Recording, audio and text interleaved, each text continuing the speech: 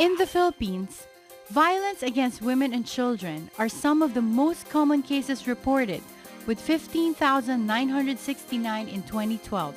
These include rape and physical injuries. RA 9262, Anti-Violence Against Women and Their Children Act, protects women who experience intimate partner violence. Whether siya ay isang wife o asawa, in a dating relationship o hiwalay, at inaabuso siya ng kanyang intimate partner na pwedeng lalaki o babae, siya ay pinoprotektahan itong batas na ito.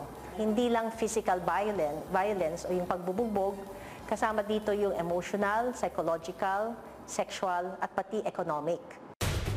Which is why the government passed RA 9262, or the Anti-Violence Against Women and Children, which seeks to address the prevalence of violence against women and children committed by their intimate partners.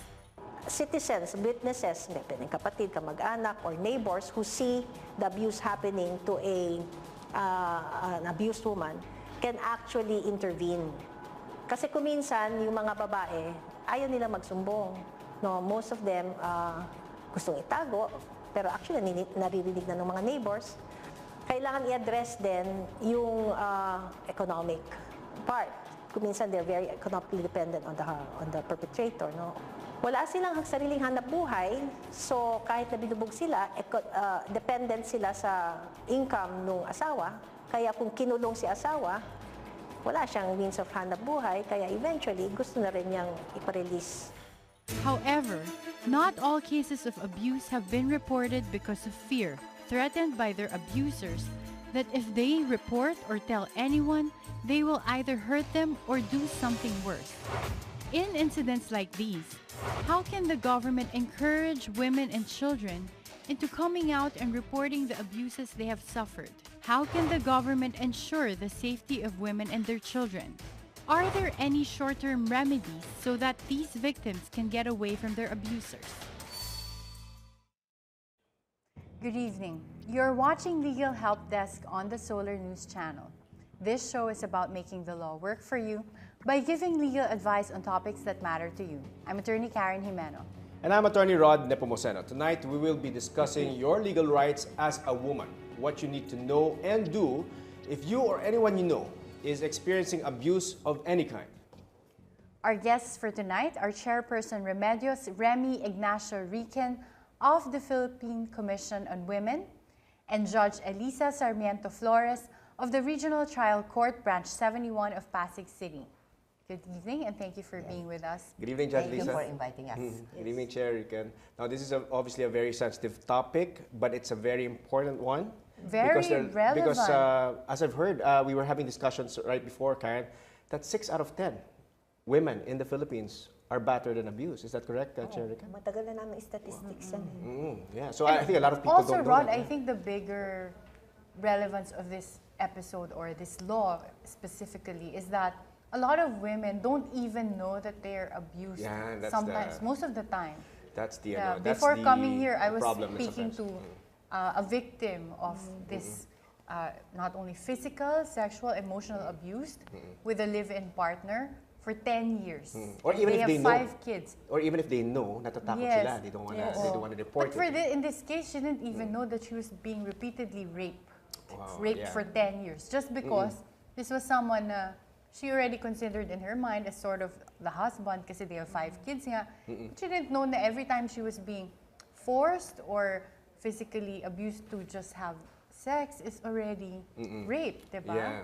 So maybe we start off with, I guess, defining the VAWC. Maybe we'll start with Judge Lisa. Yes. Maybe, well, a lot of people hear this term, no, VAWC, VAWC, which is Anti-Violence Against Women and Children. Can you tell us the pertinent points of this law? Well, the anti-violence against women and their children is any act or series of acts of violence committed by any person against, it could be the wife, the ex-wife, live-in partner, dating relationship, romantically linked, and then it produces physical, economic, psychological, and sexual violence.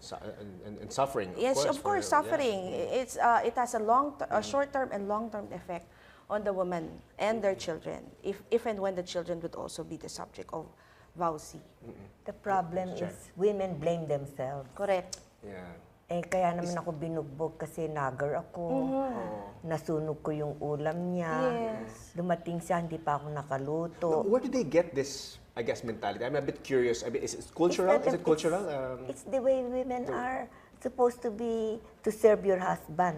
Here in the Philippines. Yes, in the Philippines. That's our culture. That's our culture, Yes. diba? So, Hindi ba pag kinasal ka, ano sinasabi ng, what do the priests tell you before they let you go? Woman, be subject to your husband. Husband, love your wife like as Christ loves the church. Iba yung turo eh. iba yung interpretation minsan. Hindi, iba yung, doon lamang sa liturgy. Subject yourself. Minsan tinatanong ko nga, bakit yung belo nasa ulo ng babae, nasa balikat lang ng lalaki? Interpretation ko dun eh, ang paghihirap hanggang ulo mo, hanggang balikat lang niya. Oh, wow. Pero, diba? Yung aras, bakit silang nagbibigay ng aras? Pareho kami nagtatrabaho. Yung mga ganong symbolisms, dapat palitan eh. Yes, yes. Kaya sabi ko sa mga ikakasal, pwede niyong palitan yan. At hindi makakahindi sa inyo ang simbahan. Kasi hindi naman yan ang sacrament. Yan ang liturgy. I think it ultimately is still mutual love. That's important. Mutual love and respect. But at the same time, if you're too young, sometimes I question whether they really know what they're entering into. Exactly. Yeah. And I think Chairman Remy had all of these insights when she became part of the committee that drafted this law, the Kasi matagal VAWC na law. to eh. It took us 3 congresses, no? Bago pumasa. Wow. And that's Kasi why the Congress is still dominated by men, so they're probably... Probably took But a that's while. another issue. That's another we should issue, have more women in Congress and in the Senate. I totally agree. Now, Do yes, you, Rod? I know Or I'm you are just outnumbered. I know I afraid am because you're outnumbered here, but outnumbered right now. no, yes, but I totally agree. I think the best man for the job is a woman, really, in all aspects. Now, I guess maybe we can do, we can list down. I know there are a lot of acts involved, no, in whether it's providing physical or sexual or emotional, psychological abuse. Maybe we can run down a couple of examples, concrete examples for our televiewers.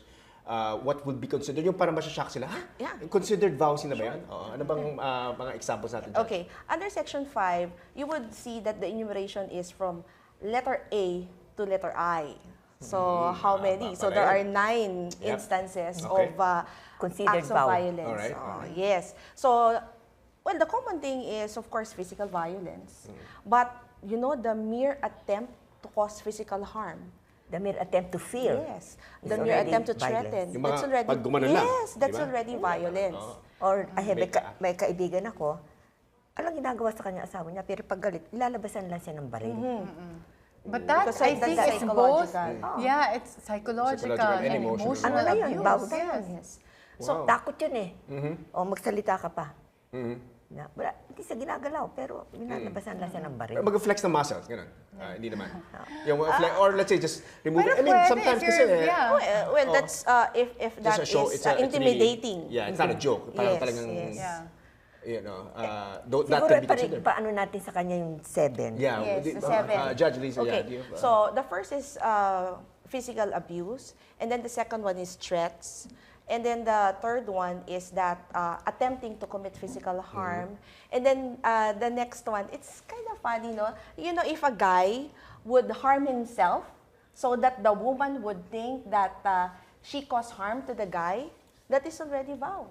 Wow. Parang Okay. emotional blackmail Yes, yan. that's emotional blackmail. Okay, So sabihin, if I'm cutting myself, gano'n. Yeah. Iwanan mo akong papakamatay Yes, ako. correct. Yeah. Ganon, That Madam Chair, happens Madam to a Chair. lot, actually, of even yung mga relationships even with high school and college Yes. students. Okay. Like, usually if the girl tries to break up with a boyfriend or tries to get away from a suitor, they use this, that I've heard this from other females.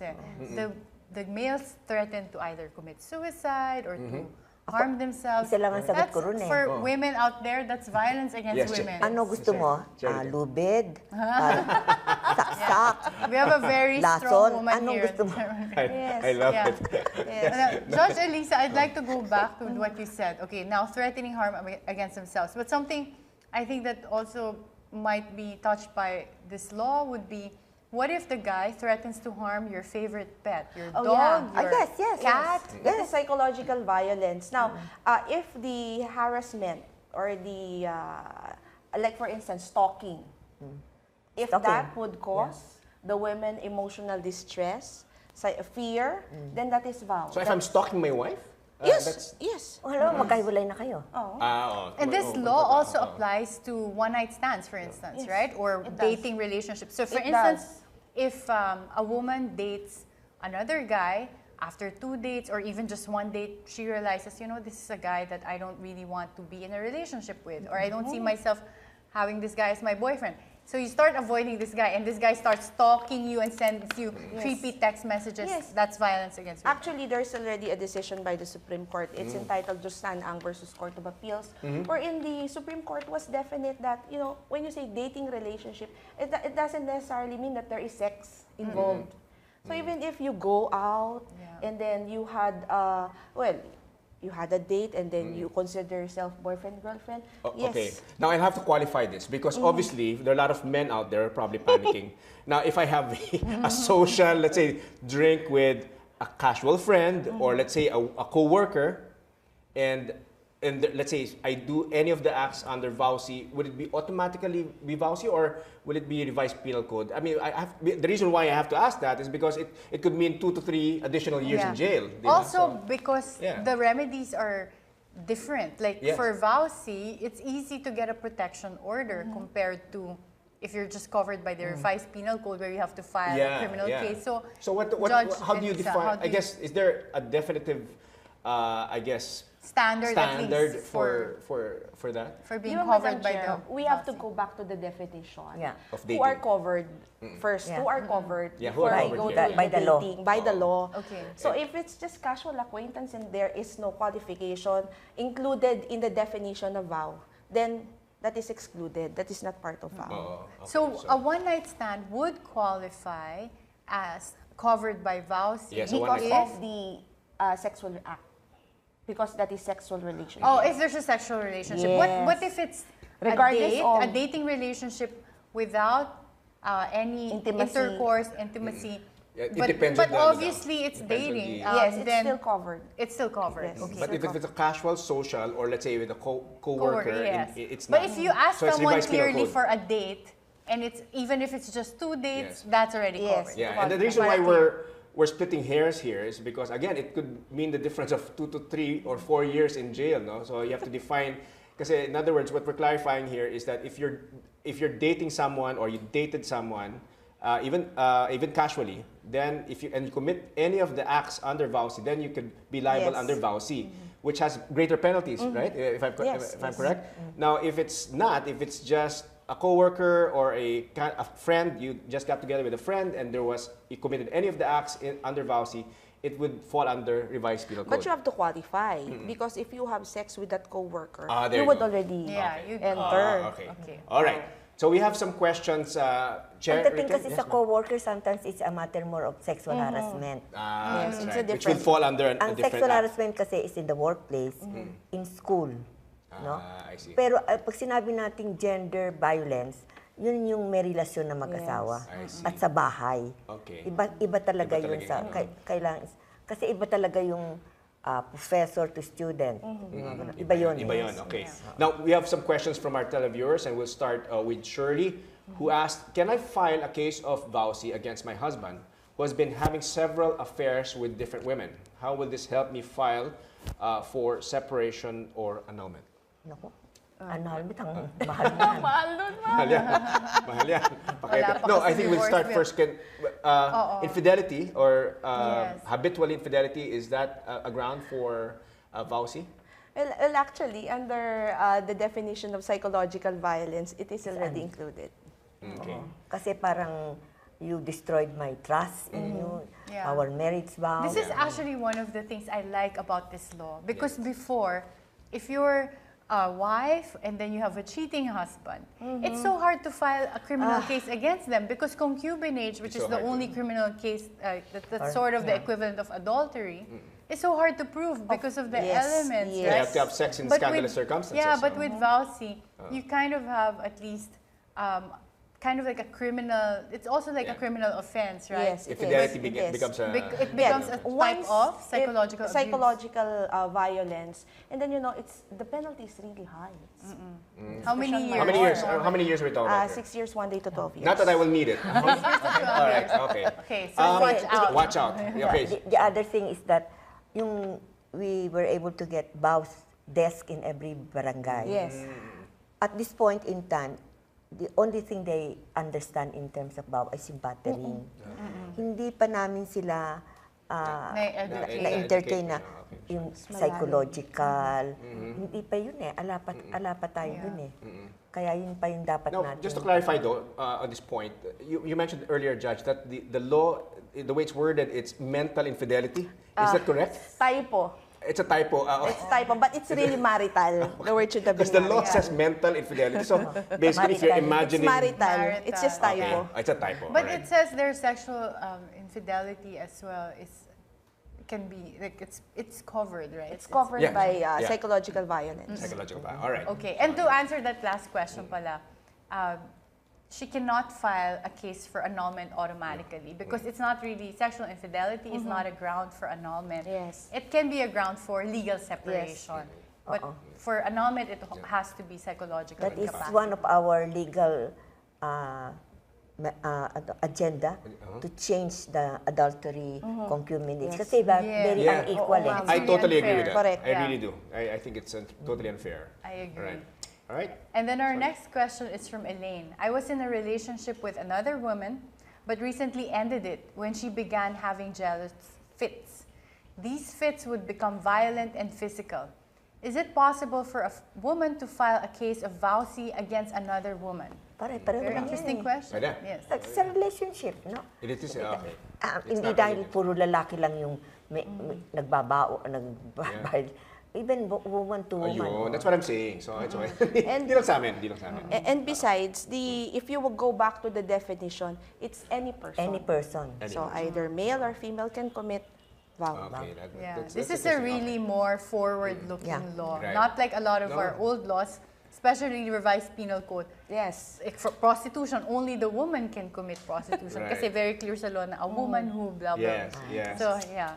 It's definitely time. Kaya ngayon ang tawag namin prostituted women. Yes. Because they are more victims than Correct. victims. Yes. And again, another thing I agree on. Now, Millie sent us this question. My husband is working abroad and had an affair with a Pinay. This woman has been posting on social media below the belt remarks against me and personal stories about me that only my husband knows. Can I file for a case of VAWC against her for the psychological and emotional abuse she has put me through? So she wants to file a case against, I guess, the woman that her husband is having an affair with. Why not put them together? Both of them? Yes. Both of them, okay. Diba? Even- but if, let's say- Kinikwento nung asawa niya yung mga Actually, under the law, there is conspiracy. conspiracy yan. It's acknowledged under the law, di ba, Mama? So Acknowledged what as forms conspiracy. of abuse are we talking about here? Psychological abuse? Yes. And Economic abuse. economic as well. Ah, And of course, kung other woman yan, kasama na dun sa psychological abuse yung infidelity. Yes. No? Yeah, the Yung infidelity sexual part. or infidelity. when you isolation, you question what, sino mga kaibigan mo, ano ang binabasa mo, saan ka pupunta, yung mga ganon. That's abuse. Yes. But we have to qualify that it should have a psychological effect on her. It causes her distress, mental anguish, So yung sleepless kailangan niya nights. i-prove. Yes. Yeah. And actually, because of our new cybercrime law, which was upheld by the Supreme Court, if this woman keeps posting them online, she can actually file a case for libel as Yes. well. Yes, that's right. Yes. Get Very people protected, interesting yes. topic. Yes. Unfortunately, we'll have to take a short break for now. Okay. But Legal Help Desk will return after these messages.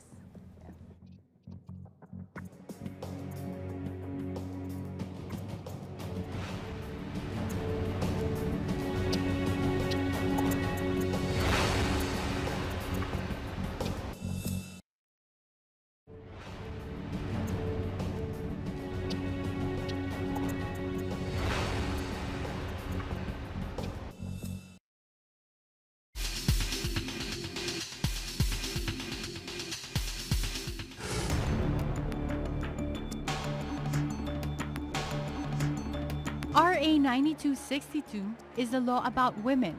and for women. Many believe that only married women can be victims of the Violence Against Women and Their Children, or VAWC. However, the law defines relationships which includes intimate relationships between couples, married or unmarried. Any woman survivor can file a case of VAWC against their intimate partners, whether male or female.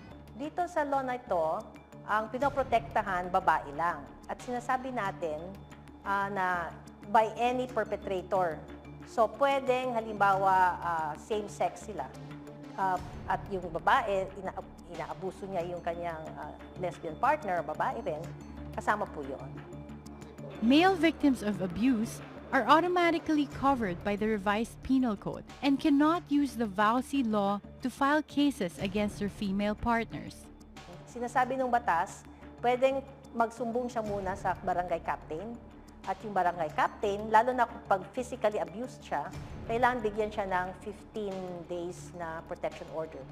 Ngayon, kung gustong i-pursue ng inabusong babae yung kaso, so pwede siyang magsampa ng kaso sa korte. At depende na kung anong klaseng injury or abuse, ang court ang magsasabi kung anong penalty. You're still watching Legal Help Desk on the Solar News Channel. And we still have with us Chairperson Romelio Remy Ignacio Riquen of the Philippine Commission on Women and Judge Elisa Sarmiento-Flores. Ayan. Okay, you were talking about the different acts earlier. Yes. And one of the interesting, I guess, acts that a man or a woman can commit against another woman or children, for that matter, is economic abuse. Diba? And they're saying that there seems to be a belief, or a lot of people are thinking, that mere refusal to give financial support is already grounds for VAWC. Can you clarify this, Judge Lisa and Lady Cherry? Okay, so if we would look into the definition of economic abuse, it provides there that mere refusal is already vow, is already violence. However, the problem is when you see the penal provisions, there are lots of requisites before you can consider refusal to give support as economic abuse. Like for instance, in Section 5E, you would read, the man should attempt or compel the woman to subject the woman or the child to commit something that they would not want to do. Or illegal. Or, yes, illegal. Like for instance, the man would want to have the woman prostituted, to be a prostitute, and then the woman refuses, and then the man would say, hindi kita bibigyan ng suporta because you do not want to be a prostitute for tonight. That is economic violence. And then the second one is that when the man restricts or control the movement of the woman or the child. Ayaw pagtrabahuin. Correct. Okay, so in other words, those conditions have to be met, and so the mere refusal of giving financial support will just be a civil case. Is that correct? Support. So A case for support, Support, under case the for support, family alright. code. Alright. But Judge and of course Chairman, there's one of the remedies under the law, assuming ma-establish that there's economic abuse. I think there's a remedy there that allows them to get support faster, which is like talking to the employer to withhold this part of the salary and be remitted to them automatically. Well, actually, under the RA 9262, there's the temporary protection order, and the judge could order the employer to automatically remit, deduct, And give it to the woman. Okay. Now, that's only for a legal wife, or does it also apply for, let's say, No, kasi- girlfriends, or? Ang problema kasi sa atin sa divorce, kaya hindi na naman papakasal, walang divorce, di ba? Yeah. So, hindi, kasi nga, nagsasama na lang. Kasi kung minsan, kagaya ng kapitbahay namin, Katoliko, sige, pakasal tayo. Ang gusto nila may handaan, kung hindi tayo mga kaibigan. Meantime, na wala silang pera, ayaw mo nang pakasal. May mga ganung katwiran ba? Not that they are not, pero I consider them married kasi 6 na yung anak, di ba? Nagsasama naman sila ng maayos.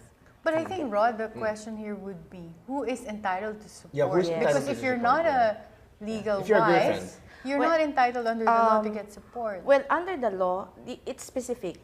legally due to the woman. Yeah. So when you say legally due, they have to be married. Yes. But If if they they have a have kid, children, yeah. the children That should changes also, the that question. changes the Okay. answer also. Now, Chair, I'll ask maybe not non-legal, but more of the effects, no, I'm sure behind this law, when you crafted the law, you were thinking of the short-term and long-term effects of violence against women. Can you expound on that a little bit? Kasi ang- The impact of this. May economic impact kasi ang Yeah. violence eh. Pag nag-aawa yan, nagdala mo sa ospital, may gastos ang gobyerno. Pag samasamahin mo lahat ng ang laking gastos niyan. Yes. Kaya meron kaming paper on the economic effect of violence against women. At the same time, yung impact din sa pamilya, yung mga anak.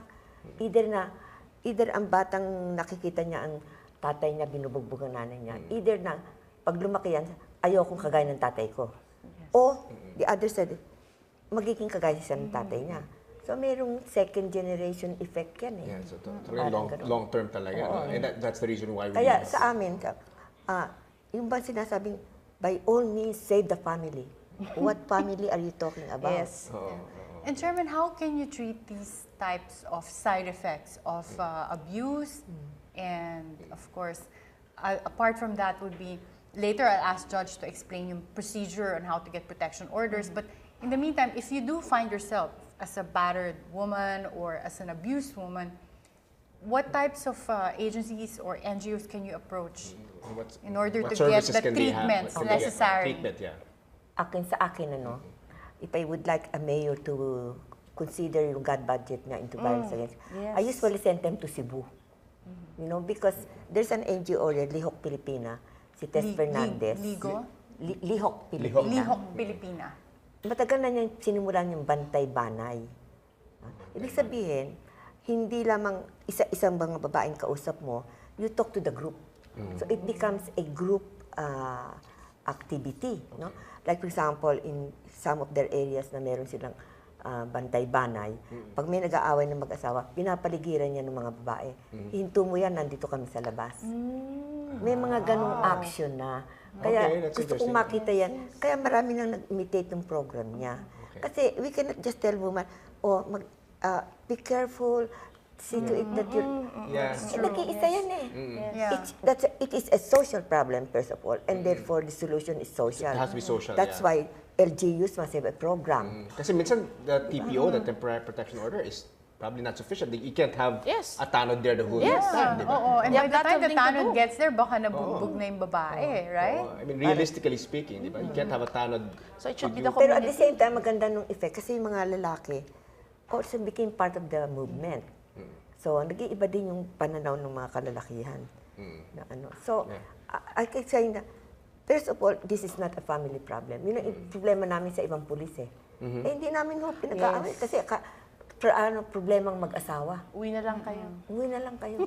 Yeah, but I think that's the good thing about this type of episode as well as an information drive. It's not only to let women know what acts constitute abuse, but also for men to know what acts constitute abuse so that they So don't do they it. avoid, yeah. Because it's this mentality, the tanod saying, oh, it's a domestic fight. Because for them, they don't know that it is an abuse that is considered criminal It's under a community the law. concern. It's a community concern. So if you have guys there knowing that certain acts are also criminal, then they won't do it to their partners, to their wives, or to their Kaya meron dating meron kaming partners. tinayo, move men opposed to violence against women. Men opposed to Opposed violence. to- It's a movement of men okay. to talk to other men. Na ihinto na Okay. yan. That's perfect. Yeah. And- So, ano? Oo, go ahead. Sige, finish that first. No, well, I was just going to ask regarding, of course, we have the VAWC, which is a relatively new law. But prior to that, we had the revised penal code, which punishes most of the acts that are already indicated in VAWC. But I guess VAWC provides for harsher penalties, Yes. stiffer penalties. But what was not in the revised penal code, or what is not in the revised penal code that is in VAWC? There are lots. Okay. Lots and lots. Oh, perfect. And we are Okay. so happy. Di ba, Chair? Kasi finally, it's already recognized. Well, one thing is, the RPC does not provide psychological violence.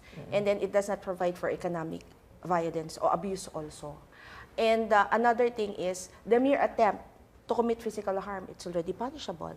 And then another thing, if the man would blackmail the woman that he will harm himself, yes, that is also Emotional not blackmail. part of the The RPC. revised penal code. So that is the Okay. beauty of 9262. Yeah, and I think this is a good opportunity to talk about the remedies. I mean, what you can do to get that protection order, because this is also something that was not in the revised penal code, Yes. or even in the family code. So Yeah. The most maybe, immediate Judge, one is, this yeah. is something that you can explain to Okay. a lot of the victims out there. So we have different kinds of protection. Protection, Yes. One is the barangay protection order. And then the second one is the temporary protection order and the permanent protection order. The barangay protection order is issued in the barangay where the victim resides. And it's good for 15 days. The barangay captain issues it. And the order is for the perpetrator or the respondent, the guy, to stop further harming or threatening, and it could be texting or calling. So, tigilan na yung pananakot, tigilan na yung pananakit. Now, the concern that we get from the barangay is that it's only good for 15 days. So, it's non-extendable. And there are only 2 acts of violence that is covered by the TPO. barangay protection order. Oh, the That is one, physical violence, and the number 2 is the threats. The threats. Yes. So, if you would see economic, psychological, sexual, you go to court where you could file the temporary Temporary. protection order. I see. Now, under the court naman is the temporary protection order. It's good for a period of 60 days. And then, if you want to extend it, you have to file the permanent protection order. You have to see it through. But the good thing about this barangay protection order and TPO, it's ex parte. No hearing. No hearing. No mediation. Yun yung sinasabi ni Madam Chair kanina na yung mga barangay, pag-harap-harapin pa yan. Ito wala. Oh, ito wala. Immediate. Immediate. It should be Alright, immediate that's because good. the concern is immediate. Yun doon kami nahihirapan ituro ito sa barangay. Kasi yung barangay, ang kultura niyan, conciliation. Yes. All of a sudden, there is this law, huwag mong pagbabatiin ng mag-asawang nag-aaway. Oo. Protektahan mo. Parang- Protect mo. Hindi, huwag mo pagbatiin. Yun, kailangan talaga sa loob nila yun eh. Okay. We still have some questions from our viewers. Francis asked, I filed a VAWC case against the father of my son for not supporting him. I addressed it to our office because we work for the same company. I knew he received the subpoena already, and I found out that he ignored the 2 letters from the prosecutor's office. What will happen to him if he doesn't answer the subpoena and if he doesn't show on the scheduled hearing? Yan, Judge? Okay. Maganda yun. When we conduct, because I was a former prosecutor, we usually have cases wherein the wives would file a economic abuse case against the husband, and the husband would not appear during the preliminary investigation. Preliminary pa lang naman yan eh. So what we do is that we look into the documentary evidence submitted before our office and determine whether there is probable cause. If there is sufficient pieces of evidence to engender a well-founded belief that a crime has been committed, and if the respondent is probably guilty thereof. So we file if there is sufficient evidence. If not, we could also dismiss the case. So that's the one that we are talking about earlier, about economic abuse. If it's purely support without the other elements, then it should be civil case. Okay. So, all right. The other problem kaibigan ako na hindi ko na nasasabihin kasi Yes, may- ma'am. Naging blind item. Very siya, careful with the wait, names. ang abuse niya, hindi nga makita kasi ang hirap explain sa tao na ako ay economically abused, psychologically abused. Kaya ang gusto ko kaibigan, sana suntukin lang niya ako ng minsan. Suntukin lang niya. Para meron agad Para TPO, meron Yeah, agad na may TPO. evidence. Yes, Kahit yes. tulak lang, di ba? Kahit ganun lang. we push. Yeah, and the TPO also allows you to keep the husband or live-in partner out of the house, right? You have 2 options actually in the protection order. One option is if you want to keep the house, you can stay in it.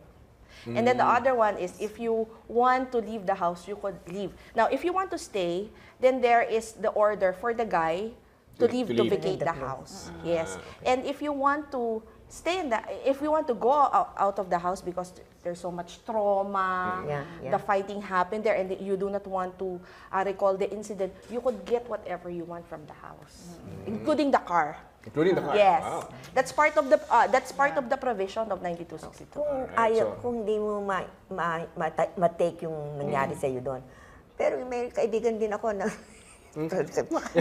Initials. ang mga nakausap ko. Nakausap ko. Ayan. Sasabihin lang, umalis ako sa bahay, tapos naalala ko, akin pala yung bahay, ba't ako aalis? Kasi bumalik sila Bumalik at sila. pinaalis naman Pinalis nila. yung... Yung lalaki. ganun. Kasi nga, ganun okay. yun di ba? Kaya, That's gentlemen, the price of being gentlemen, abusive. be careful. Yeah. Our next question is from Emma. I have filed for a case of VAWC for economic abuse 3 years ago, but nothing happened. I now want to revive the case and include psychological and emotional abuse. My question is, do I need to file another VAWC case to include psychological and emotional abuse? Baka nakalimutan na yung judge yung 3 years ago. The question is quite vague, no, Chair? Where did it stop? Did it stop in the fiscal's office, the prosecutor's office, or in the court itself? But all right, let's assume na lang. try to digest her situation. If the case actually in the fiscal's office, it's either they file it or they dismiss it. Yeah. Now, if they file it and it's already in court, now if the complainant or the wife or the victim Neglected coming, and then it could be provisionally dismissed. Now, for a period of 2 years, and if you will not act on it, if you will not ask for the revival of the case, then it will be permanently dismissed. So there's no more case to talk about. So she has to file a baka new case. pinabayaan niya. She can refile naman. Yeah, she could. For the psychological. Is there a prescriptive period, by the way, for VAWC? Actually, hindi eh. Prescriptive, wala na. So you mean, interesting. even So, if, for 20 instance, you were years from now. physically About abused, rights kasi yan Ang rights walang prescriptive, di ba? Oh, I see. All right. Okay. Now, Bill is asking, my wife filed a psychological violence case against me last 2007. I just surrendered voluntarily last month, so the warrant of arrest against me will be lifted. The judge scheduled a hearing this April. I talked to my wife, and she said that she's no longer interested in the case. I asked her to file a desistance, but she said that she's too busy. I'm going to attend the hearing. What will happen if she doesn't show up? What happens then? She's no longer interested to pursue it. Yeah. but she's too busy to... I'm sure she probably found a guy. And actually, what we have in court are situations wherein nangaasar. Asaran na lang tayo kasi ayaw mo na maibigay kung ano yung gusto kong hingiin sa'yo. But in this case, Bill, this is my advice to you. You attend the court hearings, and if and when your wife would not attend, They will dismiss the you case. can ask for the provisional dismissal of the case. So, provisional dismissal, again, after 2 years, and there is no action on the part of the wife to have it again revived, it's going to be permanently dismissed. But Bill, just a point, there's no prescriptive period. No, the thing is, so what happens to you? Are you still in love with your wife? Hindi malinaw Oo, malabo nga pala. Malabo yung Inano na kaso. lang natin. Let's assume it. Yes. Okay. And now we have a caller on the line. Okay. And Ba? Meron pa pala kayong Okay, live call dito. there's already Okay. a Do we have a judgment caller? pending A question in from a this- caller? There's a... Okay, hold on. Okay. So I think we had the a caller caller earlier. just Wait, there's- read the question. Okay. There's already a judgment for the husband to support his children, but he still did not give anything. Will this fall under VAWC? Okay, so we have to clarify first, what kind of judgment is that a civil case for support? Because if you will not follow a judgment, then you can be charged for contempt. But the problem with contempt is that it's going to be a separate case It's and it altogether. will be filed. But you can have it consolidated. But yun nga, medyo hassle lang. Pero ang punto kasi dyan is, again, does it cause psychological Yeah, as usual. psychological harm on you? Because there is a provision there. I think it's in Section 5I, wherein even if the non-support would cause you psychological distress, then that is also a ground for vow. That's also Kasi vow. in this case, a judgment na. And then I'm still not gonna get my support. Biglang, Tapos it could sleepless cause- night ka. It could cause, sleepless night. Yeah. But for that specific judgment that already exists, can the court order a lien on the properties? Meaning, can they basically confiscate in that sense? I mean, to explain the word lien. Yes. Para ma-apply din sa, Lien. para mabigyan ng support. Kunwari may mga kotse naman pala to or bahay, then they can go after those Perhaps properties. she should go to her counsel, their lawyer, and to ask for a writ of execution. Oo, para ma-execute naman yung judgment. Hindi yung judgment na nanalo ka, papel lang. Paano yung actual talaga? Yes. Now, Ang lahat ng anak mo nasa iyo. Oo. Oo nga. Tatalo ka Not talaga getting nun. any support. Mahirap Yes. nga naman. Now, can I file, we had some cases here where the women seem to be lazy, no? Hindi nila tinutuloy. But what if you're very zealous naman and then you want to file VAWC, you want to file under the revised penal code, and you want to file civil damages. Pwede ba yun? I can, kunwari, kung nabugbog ako, I'm a woman, binugbog ako, and I also suffered psychologically, I'll go for against him for psychological violence sa VAWC, and the physical violence sa revised penal code, and have civil damages as well. Pwede ba yun? Sabihin ng judge, please focus. Oo. So, consolidate yan. Oo. Kasi yung ginagawa namin, if we conduct a preliminary investigation, we see to it that what particular offense, para pagdating sa court, baka technical pa tayo, madismissan pa tayo. Parang you are covering all your bases You're naman. covering all the bases, yeah. Okay, we just make up our minds. Ano ka ba? Ano, Saan mo yeah. ba gusto i-file? So, Kasi ideally, you have to ganun. consider double jeopardy. Yes, diba? that's another thing. Oo. But hypothetically though, that it's possible that she can Yes, do that. it's Yeah. possible. But not advisable. Oh, but not advisable. All right. Okay. Okay. Very interesting topic. I wish we had more time. Oo nga eh. But This is at least 2 yeah. hours. Yeah. We should have- It's But finished. right now, we have to take another short break. But before we go, we have to thank our Oo nga eh. guests. Yeah, Extension. So thank you so much, Chairperson Remy. Yeah. Well, Thank it's you, Women's Chair. Month. I'm happy to be here. Thank you, Yes, Charity. and thank you for being part of this very good law. Very good law to protect fantastic women law. and their children. Thank you so much. And of course, Salamat. Judge Lisa. Of Thank you course. so Thank much. you so much for being Welcome. here as Our well. pleasure, di ba, Chair? Thank you Alright. for joining us. And Legal Help Desk will return with a recap, so stay tuned.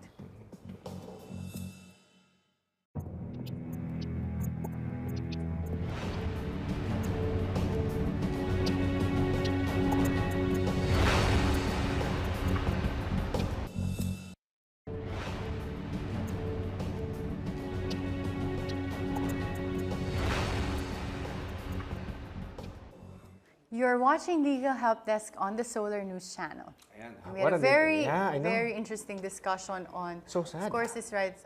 But Very I sad. guess let's recap, especially for our women viewers out there, even the men. I think this is a very important episode because knowing the acts which constitute violence against women and their children would also educate men out there to avoid these acts. One, this law covers all women, even those who are not married or in just dating relationships or intimate relationships. So even with a coworker, if you sleep with your coworker and then afterwards you harass her or physically abuse her or mentally abuse her by sending them messages that taunt them, or if you stalk them, then you're covered by this law. You threaten them, no? Like guys, even as simple as sending a text message, let's say a picture of your, let's say your girlfriend or someone you're dating, and it's a picture that tends to, I guess, embarrass her or cause put her psychological cause psychological, abuse,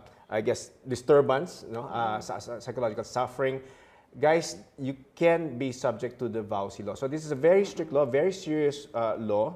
And if you have moms, if you have sisters, and if your wife, of course, think about them now before you do these things, so that in other words, just to be safe, anything that will cause any kind of suffering for women and children, you have to be really careful. And yeah, to all the women out there, a lot of siguro non-traditional forms of violence that you should be aware of that is covered by this law is one, even if the guy you're dating or your husband or your live-in partner or boyfriend threatens to abuse themselves, meaning if they say that if you leave me, I will kill myself or I will hurt myself, tapos sinasaktan or nagkakat ng nag-make ng mga injuries in front of you, that's a form of psychological abuse, and you can report them under this law, or you can file a case against them under this law.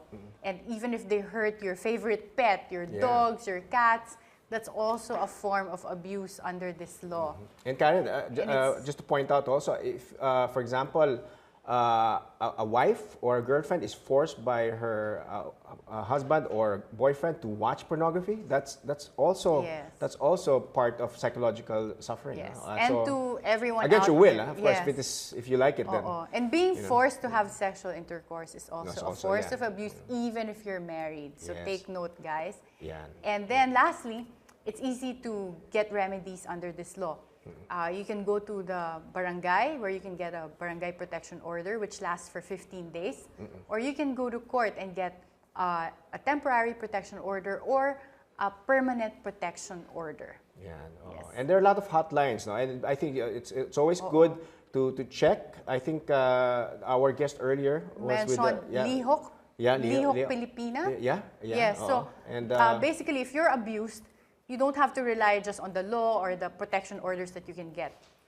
Look out there because there are a lot of NGOs or even associations which will help you to make sure that you're Ayan. protected and you're taken away from whatever violent environment you're in. yeah, the VAWC hotlines are now on your screen, so you can check out, take note of those numbers. Oo, kasama the na yung PNP, Women's of course, Crisis the Women's Center. Crisis Center, the NBI.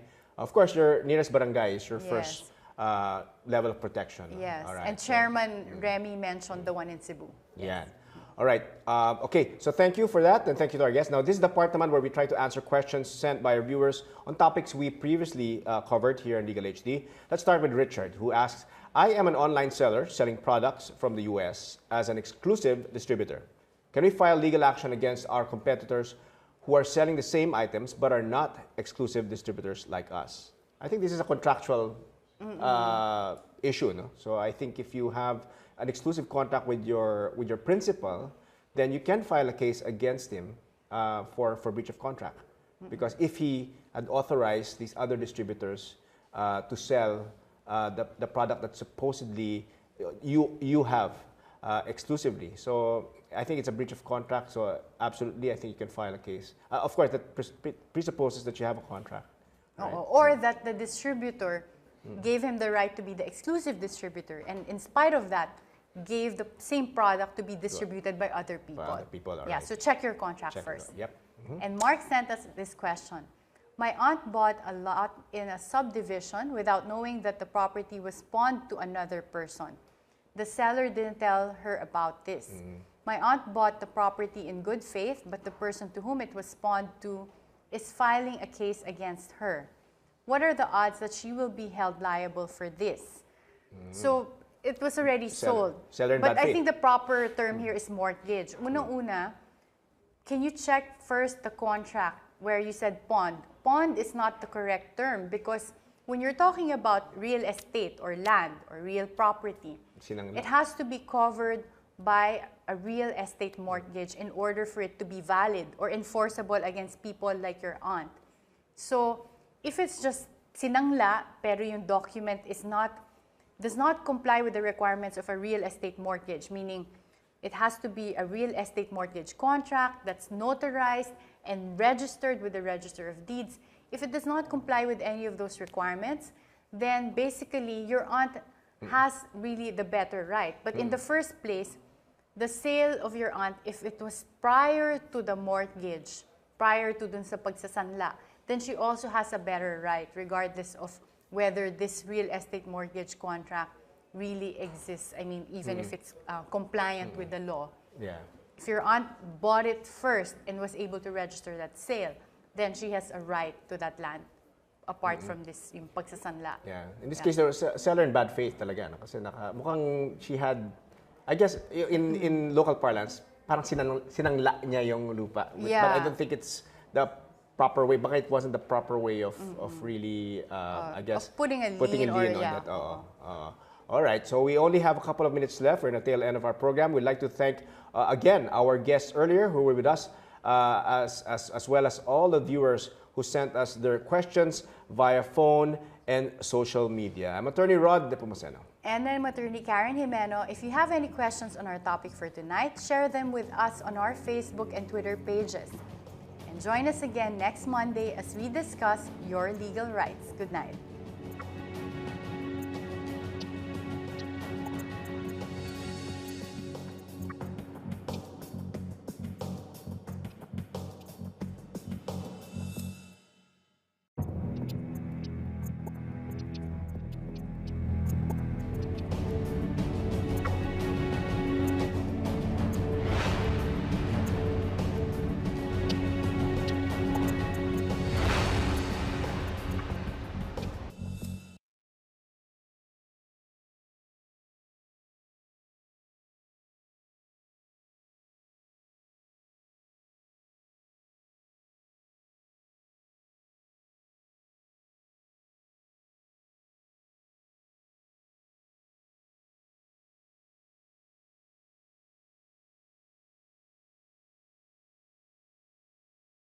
of any kind.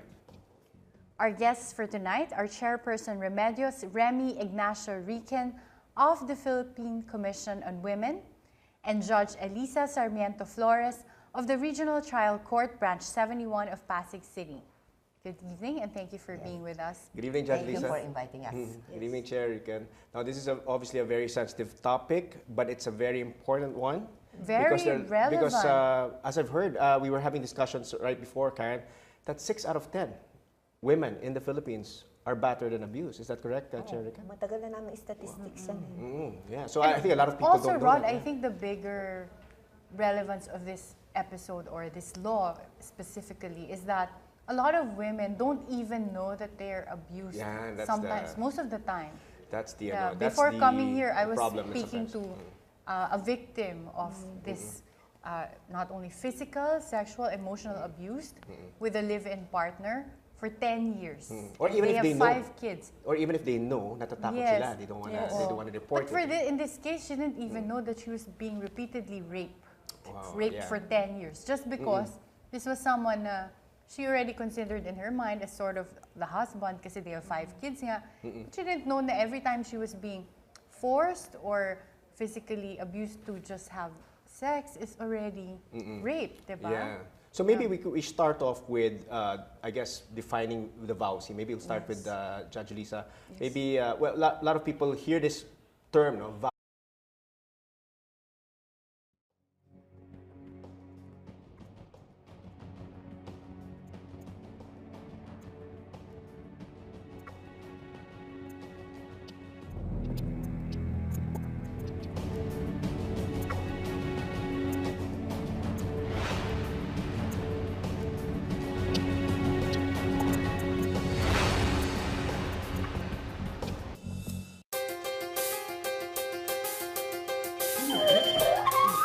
In the Philippines, violence against women and children are some of the most common cases reported, with 15,969 in 2012. These include rape and physical injuries. RA 9262 Anti-Violence Against Women and Their Children Act protects women who experience intimate partner violence. Whether siya ay isang wife o asawa, in a dating relationship o hiwalay, at inaabuso siya ng kanyang intimate partner na pwedeng lalaki o babae, siya ay pinoprotektahan itong batas na ito. Hindi lang physical violence o yung pagbubugbog, kasama dito yung emotional, psychological, sexual, at pati economic. Which is why the government passed RA 9262, or the Anti-Violence Against Women and Children, which seeks to address the prevalence of violence against women and children committed by their intimate partners. Citizens, witnesses, pwedeng kapatid, kamag-anak, or neighbors who see the abuse happening to an abused woman can actually intervene. Kasi kuminsan, yung mga babae, ayaw nila magsumbong. No, most of them gustong itago, pero actually naririnig na ng mga neighbors. Kailangan i-address din yung economic part. Kuminsan they're very economically dependent on the perpetrator, no. Wala silang sariling hanap buhay, so kahit na binubog sila, dependent sila sa income ng asawa. Kaya kung kinulong si asawa, wala siyang means of hanap buhay, kaya eventually gusto na rin niyang iparelease. However, not all cases of abuse have been reported because of fear, threatened by their abusers that if they report or tell anyone, they will either hurt them or do something worse. In incidents like these, how can the government encourage women and children into coming out and reporting the abuses they have suffered? How can the government ensure the safety of women and their children? Are there any short-term remedies so that these victims can get away from their abusers? Good evening. You're watching Legal Help Desk on the Solar News Channel. This show is about making the law work for you by giving legal advice on topics that matter to you. I'm Attorney Karen Jimeno. And I'm Attorney Rod Nepomuceno. Tonight, we will be discussing your legal rights as a woman, what you need to know and do if you or anyone you know is experiencing abuse of VAWC, which is Anti-Violence Against Women and Children. Can you tell us the pertinent points of this law? Well, the anti-violence against women and their children is any act or series of acts of violence committed by any person against, it could be the wife, the ex-wife, live-in partner, dating relationship, romantically linked, and then it produces physical, economic, psychological, and sexual violence. And suffering. Yes, of course, suffering. Yes. It has a short-term and long-term effect on the woman and their children, if and when the children would also be the subject of VAWC. The problem is women blame themselves. Correct. Yeah. Eh, kaya naman ako binugbog kasi nagger ako. Nasunog ko yung ulam niya. Yes. Dumating siya, hindi pa ako nakaluto. Where do they get this, I guess, mentality? I'm a bit curious. I mean, is it cultural? Is it cultural? It's the way women are supposed to be, to serve your husband. Here in the Philippines. Yes, in the Philippines. That's our culture. That's our culture, Yes. diba? So, Hindi ba pag kinasal ka, ano sinasabi ng, what do the priests tell you before they let you go? Woman, be subject to your husband. Husband, love your wife like as Christ loves the church. Iba yung turo eh. iba yung interpretation minsan. Hindi, iba yung, doon lamang sa liturgy. Subject yourself. Minsan tinatanong ko nga, bakit yung belo nasa ulo ng babae, nasa Pero balikat nasa lang balikat ng ng lalaki? lalaki. Interpretation ko dun eh, ang paghihirap hanggang ulo mo, hanggang balikat lang niya. Oh, wow. Pero, Diba? Yung aras, bakit silang nagbibigay ng aras? Pareho kami nagtatrabaho. Yung mga ganong symbolisms, dapat palitan eh. yes, yes. Kaya sabi ko sa mga ikakasal, pwede niyong palitan yan. At hindi makakahindi sa inyo ang simbahan. Kasi hindi naman yan ang sacrament. Yan ang liturgy. I think it ultimately is still mutual love. That's important. Mutual love and respect. But at the same time, if you're too young, sometimes I question whether they really know what they're entering into. Exactly. Yeah. And I think Chairman Remy had all of these insights when she became part of the committee that drafted this law, the Kasi matagal VAWC na law. to eh. It took us 3 congresses, no? Bago pumasa. Wow. And that's Kasi why the Congress is still dominated by men, so they're probably... Probably took But a that's while. another issue. That's another We should issue, have yeah. more women in Congress and in the Senate. I totally agree. Now, Do you, Rod? I know or you I'm are just outnumbered. I know I afraid am because you're outnumbered here, but- outnumbered right now. No, yes, but I totally agree. I think the best man for the job is a woman, really, in all aspects. Now, I guess maybe we can list down. I know there are a lot of acts Yes. involved, no, in whether it's providing physical or sexual or emotional, psychological abuse. Maybe we can run down a couple of examples, concrete examples for our televiewers. What would be considered yung parang